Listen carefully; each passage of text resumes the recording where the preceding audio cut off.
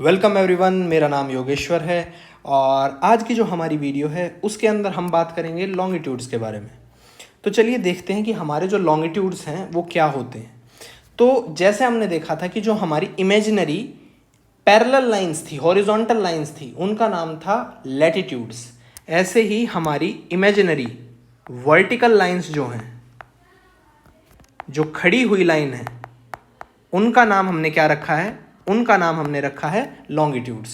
और इसी चीज़ की वजह से लॉन्गिट्यूड और लैटिट्यूड का आपस में फिर क्या बन जाता है? ऐसे करके ग्रिड पैटर्न बन जाता है, जिससे हम पूरी धरती की क्या निकाल सकते हैं? कोई भी लोकेशन निकाल सकते हैं। ठीक, अब इसके बाद अगली चीज़ आती है कि ये जो हमारे लॉन्गिट्यूड्स हैं, इन्हीं को हमने एक नाम दे रखा है, उन्हें हम बोलते हैं मेरिडियंस ऑफ लॉन्गिट्यूड।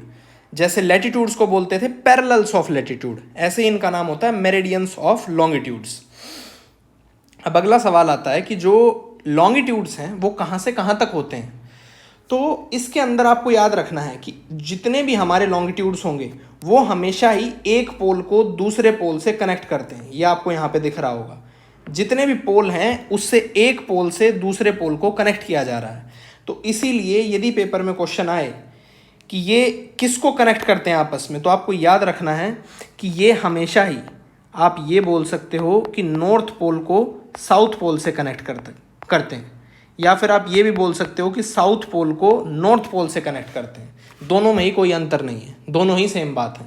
तो आपस में एक पोल से दूसरे पोल तक जो लाइंस जाती हैं, जो वर्टिकल लाइंस हैं, उन्हीं का नाम है लॉन्गिट्यूड।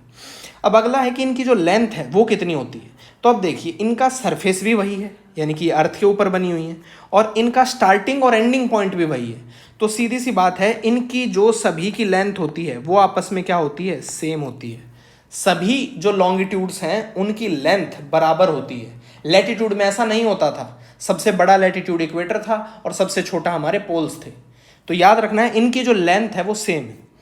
फिर अगला आता है कि डिस्टेंस बिटवीन टू लॉन्गिट्यूड्स कितना होता है, दो लॉन्गिट्यूड्स के बीच में डिफरेंस कितना होता है। तो आप खुद देखिए, यहाँ पे जो डिस्टेंस होगा, यानी कि जहाँ से शुरू हो रहे हैं और जहाँ पे एंड हो रहे हैं, यहाँ पे तो डिस्टेंस कितना है? 0 है। और यहाँ पे जो हमारा ये इक्वेटर वाला रीजन है, यहाँ पे जो डिस्टेंस है वो क्या है? सबसे ज़्यादा है, सबसे ज़्यादा खुले हुए हैं। तो इसी चीज़ की वजह से हम ये बोलते हैं कि जो हमारे लॉन्गिट्यूड्स हैं उनमें 0 डिस्टेंस होगा उन दोनों के बीच में पोल्स पे, और इक्वेटर जो हमारा होगा उसके ऊपर क्या होगा? उसके ऊपर मैक्सिमम डिफरेंस होगा। और ये कितना होता है? करीब करीब 111 किलोमीटर्स का होता है। 111 किलोमीटर का डिस्टेंस होता है दो लॉन्गिट्यूड में। कहाँ पर? इक्वेटर पर। जबकि पोल्स पे कितना है? 0 है। तो याद रखना है, ये घूम फिर के क्वेश्चन आ सकता है। पोल से इक्वेटर की तरफ जब जाते हैं तो लॉन्गिट्यूड्स के बीच का जो डिफरेंस है वो क्या होगा? तो देखो, पोल से कहाँ रहे हैं? इक्वेटर तक, तो इक्वेटर पे सबसे ज़्यादा है, यानी कि बढ़ रहा है। उल्टा क्वेश्चन आ जाए कि इक्वेटर से जा रहे हैं पोल की तरफ, तो क्या होगा? तो मैक्सिमम इक्वेटर पे है, सबसे कम पोल पे है, तो इस समय घट रहा है। ये चीज़ आपको ध्यान रखनी है। अच्छा हाँ, एक और चीज़ है इसके अंदर कि जितने भी हमारे लॉन्गिट्यूड्स हैं, अब ये देखो, ये जो बीच में लाइन है इसको मैंने क्या बोला है? 0 डिग्री लैटिट्यूड, इसका नाम है इक्वेटर। और इक्वेटर के साथ सभी जो लॉन्गिट्यूड्स होते हैं उनका 90 डिग्री का एंगल होता है। तो ये बात भी आपको याद रखनी है कि सारे के सारे जो लॉन्गिट्यूड्स होते हैं उनका जो इक्वेटर पे एंगल है वो कितना होता है? वो होता है 90 डिग्री। ठीक है, तो याद रखना है कि हर जो लॉन्गिट्यूड है वो इक्वेटर के ऊपर परपेंडिकुलर है। Every longitude is perpendicular on equator. ये चीज़ आपको ध्यान रखनी है। फिर अगला आता है, क्या ये एक दूसरे के पैरेलल हैं? तो उत्तर है कि बिल्कुल नहीं है भाई। ठीक, दिख रहा है हमको यहाँ पे। पैरेलल कैसे हो सकते हैं? ये तो पोल के ऊपर जाके मीट कर रहे हैं, और जो पैरेलल लाइंस होती हैं वो तो कभी मीट ही नहीं करती। तो इसीलिए याद रखना है, ये आपस में पैरेलल बिल्कुल नहीं होते। लेकिन इनका ये जो क्वेश्चन है ये स्टेट पीसीएस वगैरह के अंदर आता है, इक्वेटर पे एंगल कितना बनता है? तो अभी अभी हमने देखा है वो कितना बनता है? 90 डिग्री बनता है। फिर अगली बात है कि जैसे लैटिट्यूड्स जो थे हमारे, उसमें इक्वेटर हमारा नॉर्दर्न हेमिस्फीयर और सदर्न हेमिस्फीयर में डिवाइड कर रहा था। ऐसे ही जो हमारे लॉन्गिट्यूड्स होते हैं वो अर्थ को 2 हिस्सों में डिवाइड करते हैं। उसमें क्या है? उसमें एक जो हिस्सा है उसको हम मानते हैं ईस्टर्न हेमिस्फीयर, और एक जो हिस्सा है उसे हम मानते हैं वेस्टर्न हेमिस्फीयर। अभी हम देखेंगे वो करने वाला कौन सा होता है। तो इसी चीज़ की वजह से हमेशा याद रखना है, लॉन्गिट्यूड्स के पीछे या तो ईस्ट लिखा जाता है या वेस्ट लिखा जाता है। लैटिट्यूड्स के पीछे या तो नॉर्थ लिखा जाता है या साउथ लिखा जाता है। फिर अगला सवाल आएगा कि कितने हैं। तो अब सोचो कि कितने होंगे, खुद सोचिए आप। असल में क्या है, हमारी जो पूरी की पूरी धरती है, इसको हम मान लेते हैं, है तो जियोइड, लेकिन मान लेते हैं कि एक स्फेयर जैसी है, स्फेयर ही है करीब करीब। तो हमें यदि पूरा एक रोटेशन पूरा करना है तो उसके लिए कितने डिग्री घूमना पड़ता है? तो हमें घूमना पड़ता है 360 डिग्री। तो सीधी सी बात है, 360 डिग्री घूमना है, हर एक डिग्री पे एक लॉन्गिट्यूड है। तो हमारे जो लॉन्गिट्यूड्स हैं उनकी भी संख्या है 360, 360 टोटल लॉन्गिट्यूड्स होते हैं। अब इसी के साथ साथ ये देखिए, ये यहाँ पे बना हुआ है, इसमें हमारे दो लॉन्गिट्यूड सबसे ज़्यादा इंपॉर्टेंट हैं। जैसे हमने वहाँ पे देखा था कि हमारे कुछ लैटिट्यूड्स इंपॉर्टेंट थे, ऐसे ही हमारे दो लॉन्गिट्यूड सबसे ज़्यादा इंपॉर्टेंट है। सबसे पहला कौन सा है? सबसे पहला है हमारा 0 डिग्री लॉन्गिट्यूड, ठीक है। और ये जो 0 डिग्री लॉन्गिट्यूड है, इसी को हम क्या बुलाते हैं? इसी को हम बुलाते हैं ग्रीनविच मेरिडियन। ग्रीनविच मेरिडियन क्यों बुलाते हैं? क्योंकि यहीं की जो लेबोरेटरी है उसके अंदर बैठ के इन्होंने इस लाइन को बनाया था। और यही लाइन आगे चल के किस चीज़ का काम करती है? पूरी धरती का टाइम जोन डिसाइड करने का काम करती है। तो इसीलिए इसको हम क्या बोलते हैं? इसी को हम बोलते हैं कि जो सारी धरती है, इसका जो हमारा टाइम है वो कहाँ से डिसाइड होता है? वो डिसाइड होता है ग्रीनविच से, समझे? ग्रीनविच मेरिडियन है और वो कितने पे है? 0 डिग्री पे है। और ये जो ग्रीनविच मेरिडियन है, अब यही क्या करेगा? पूरी धरती को दो हिस्सों में बांट देगा। ये देखिए, एक इस तरफ चला गया हिस्सा और एक हिस्सा हमारा दूसरी तरफ चला गया।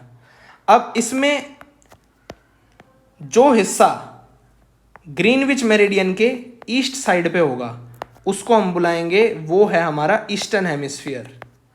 और जो हिस्सा वेस्ट में रह गया उसको हम क्या बुलाएंगे? Western hemisphere.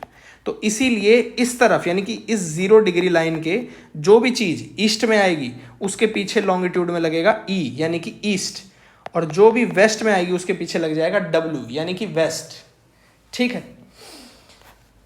अगली चीज याद रखना, टाइम जोन इसी से कैलकुलेट होते हैं। फिर अगला जो लॉन्गिट्यूड है वो है हमारे लिए इंपॉर्टेंट 180 डिग्री लॉन्गिट्यूड।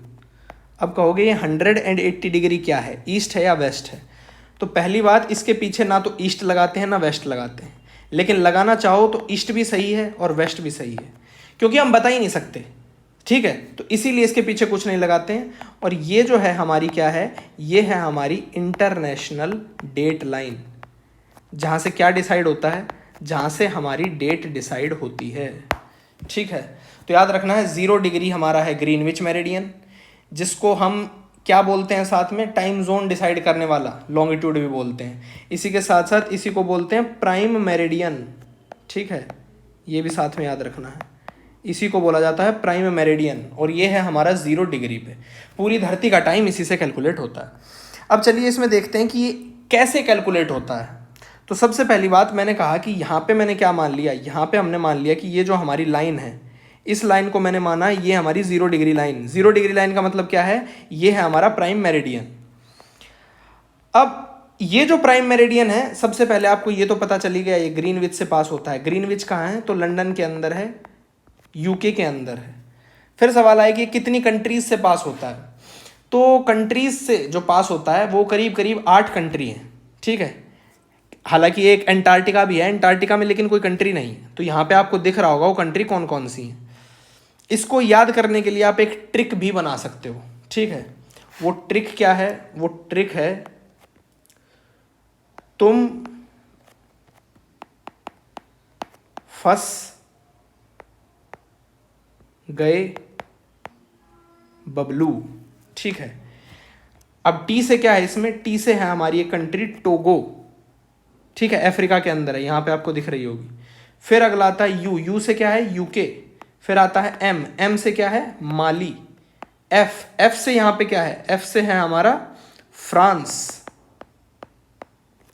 फिर आता है हमारा ए, ए से हमारा क्या है? अल्जीरिया। फिर आता है हमारा एस, एस से इसके अंदर क्या बनेगा? एस से हमारा बनेगा स्पेन। फिर हमारा गए, गए से हमें जी से बनाना है, तो जी से हम क्या बनाएंगे?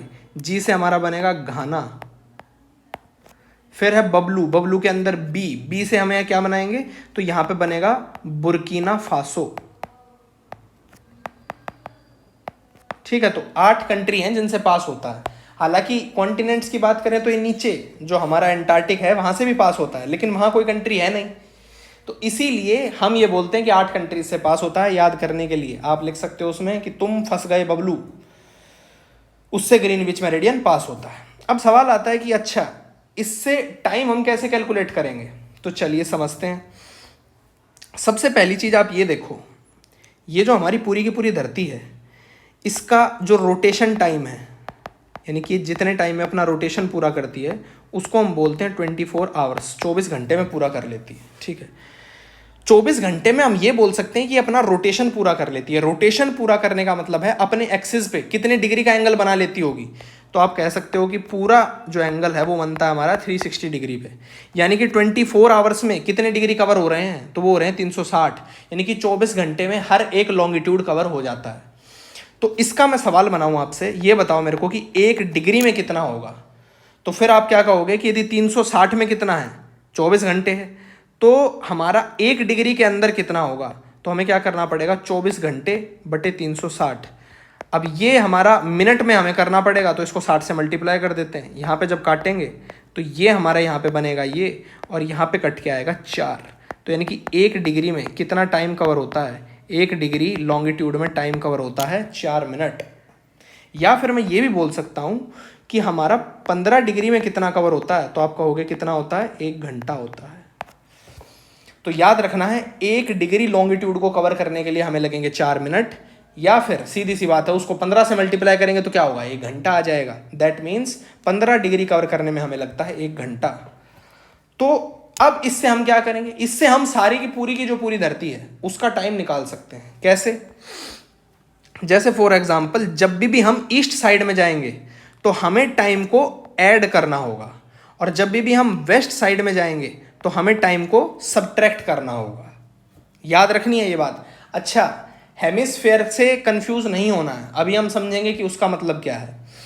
अभी हम एक एग्जांपल लेके चलते हैं। जैसे हम मान के चलते हैं 0 डिग्री पे क्या है, हमारा लंदन है, और हमारा जो इंडिया है, इंडिया जो है, इंडिया का जो स्टैंडर्ड टाइम जोन है वो है 82.5 डिग्री, 82.5 डिग्री ईस्ट हमारा IST है, इंडियन स्टैंडर्ड टाइम जोन है। तो ये कितने डिग्री आगे है, 82.5 डिग्री आगे है।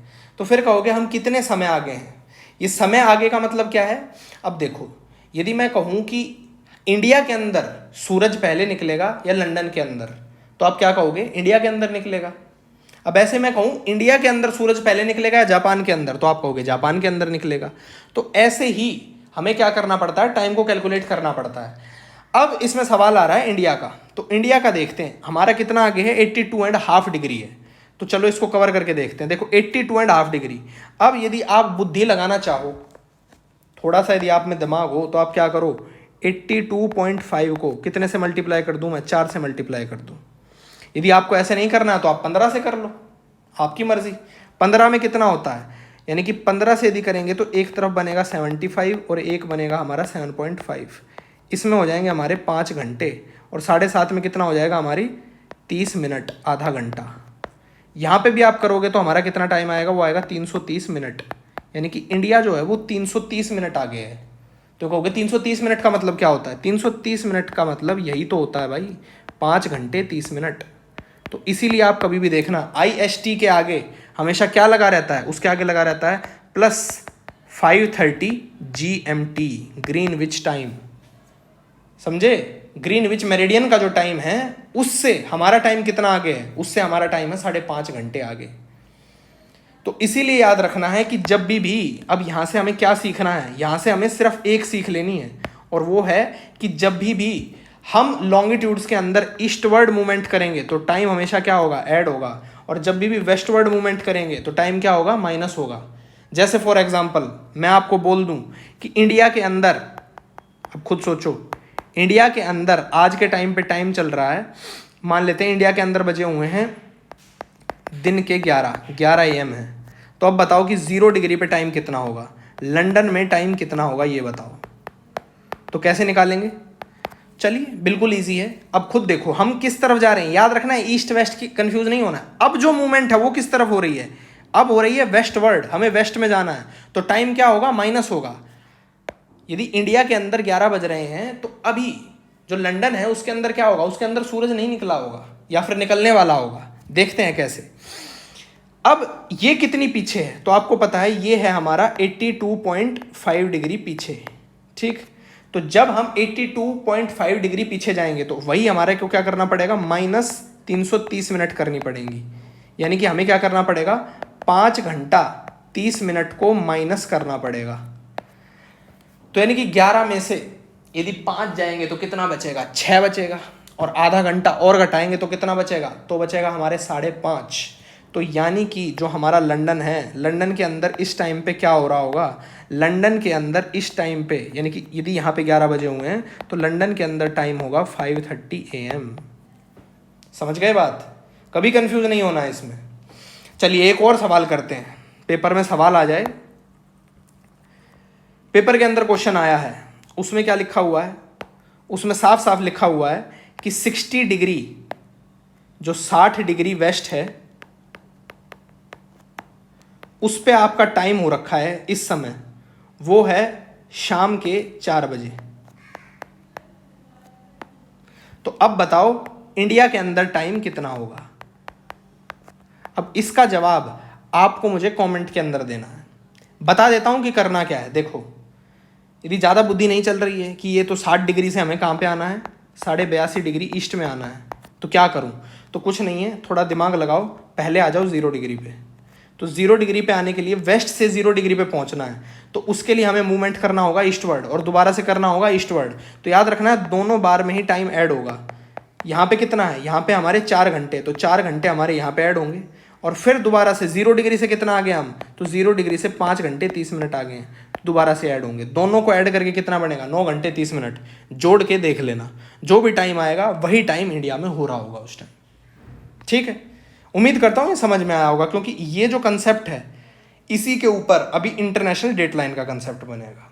और इसी के साथ साथ ये चीज़ भी याद रखनी है कि जो हमारा प्राइम मेरिडियन है, it is a straight line, वो पूरी की पूरी एक सीधी लाइन है, उसके अंदर कहीं पे भी कोई जिगजैग पैटर्न नहीं बना हुआ है।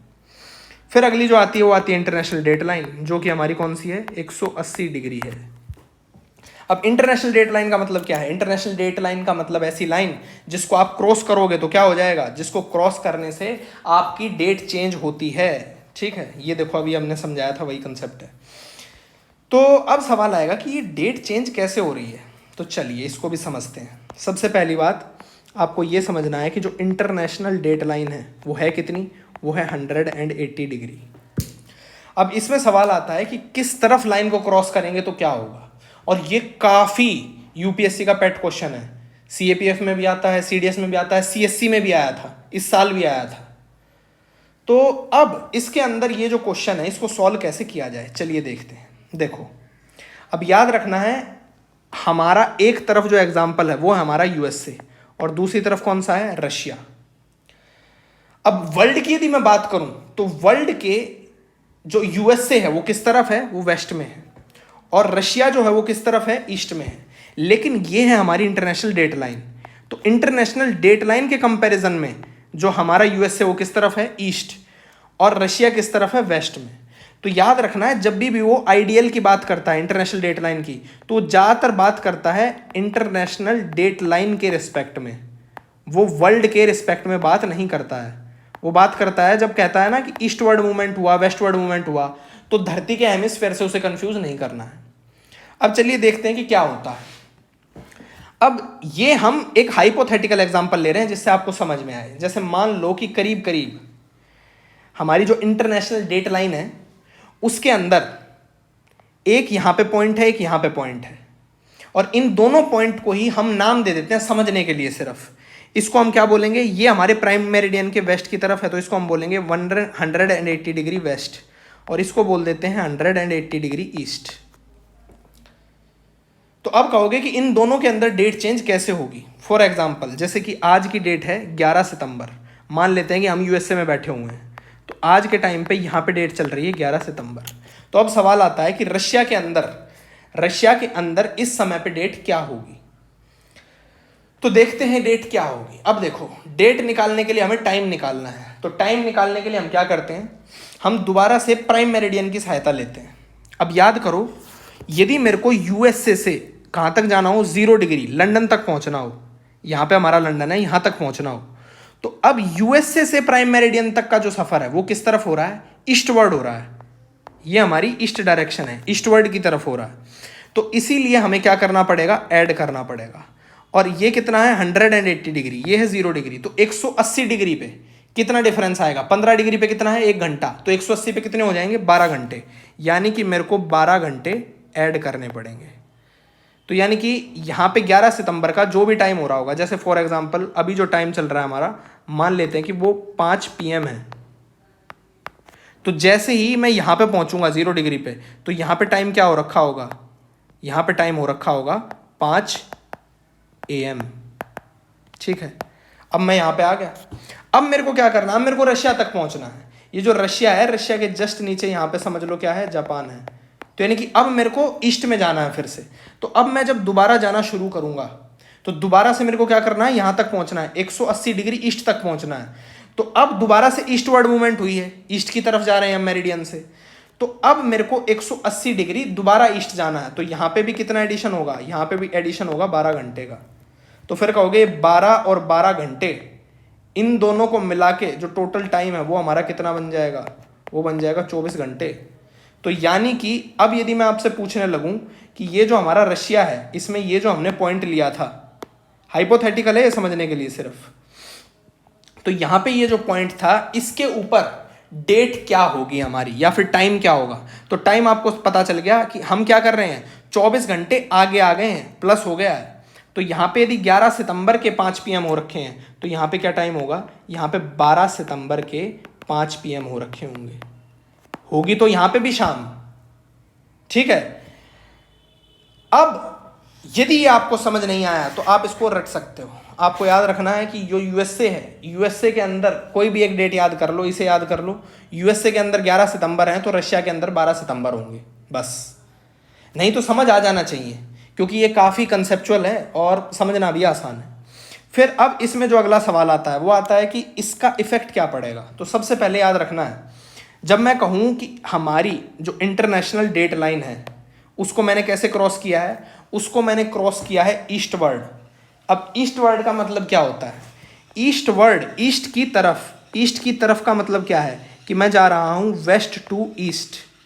यानी कि इंटरनेशनल डेट लाइन को मैंने कैसे क्रॉस किया है, ऐसे क्रॉस किया है। यानी कि मैं रशिया से कहाँ पे गया हूँ, यानी कि मैं रशिया से गया हूँ यूएसए के अंदर। तो जब रशिया से यूएसए के अंदर गया हूँ तो उस टाइम पे मैंने बोला इसका मूवमेंट कैसा है, वो है हमारा ईस्टवर्ड, ईस्ट की तरफ मूवमेंट है। तो इंटरनेशनल डेट लाइन को मैंने ईस्टवर्ड क्रॉस किया है। तो उस समय पे क्या होगा, तो खुद देखो आप क्या हुआ है उस समय पे। यहाँ पे थी 12 सितंबर और यहाँ पे है 11 सितंबर।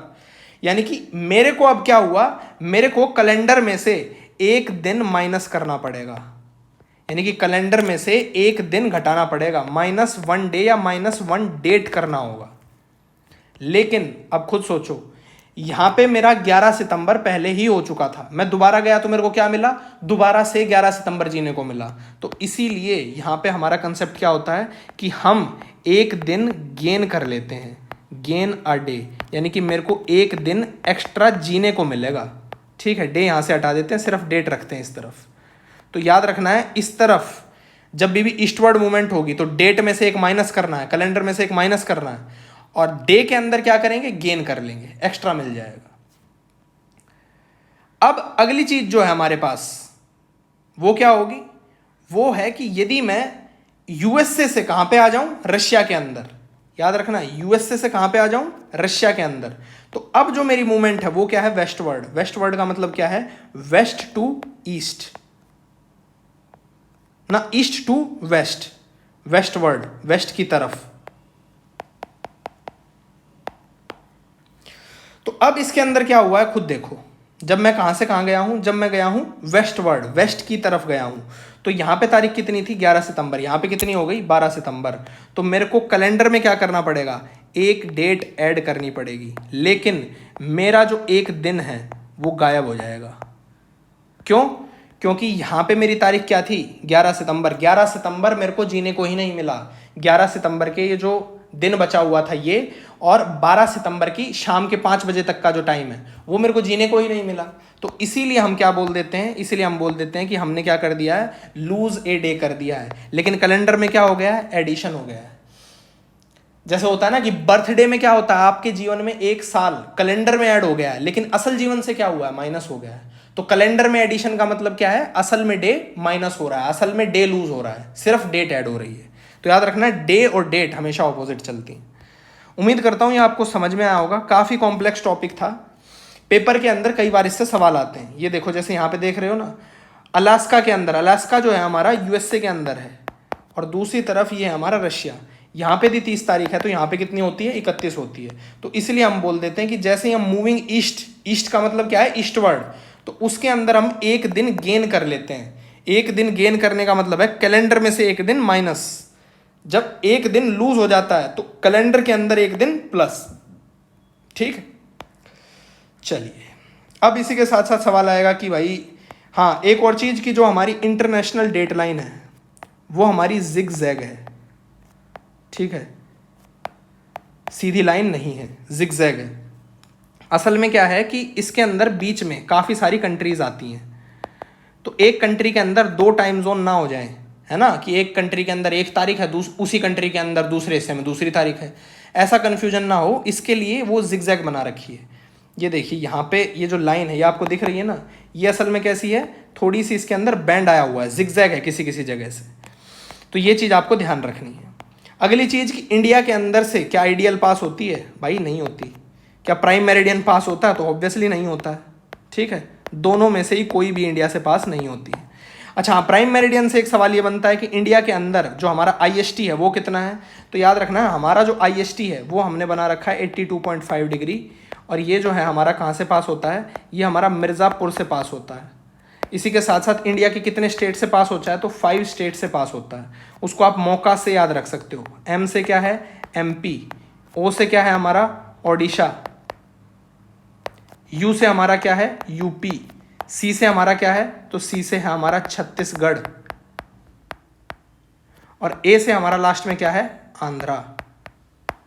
तो याद रखना है कि जो इंटरनेशनल ना वो इंडियन स्टैंडर्ड टाइम जोन है, IST है, वो 82.5 डिग्री क्या है, ईस्ट, इसको बनाया हुआ है। और इंडिया का सिर्फ एक टाइम जोन है, इंडिया का एक से ज़्यादा टाइम जोन नहीं है।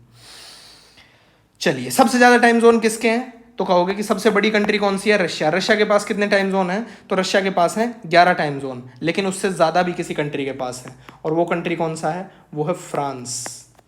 अब कहोगे फ्रांस तो छोटा सा कंट्री है, फ्रांस में कन्फ्यूजन चलता रहता है। वो कई बार एक कॉलोनी है, उसको फ्रांस वाले बोलते हैं हमारी है, लेकिन उसको खास रिकग्निशन मिली नहीं हुई। हाँ, लेकिन 12-13 जो भी हों, मैक्सिमम जो हैं वो किसके हैं, वो फ्रांस के ही हैं।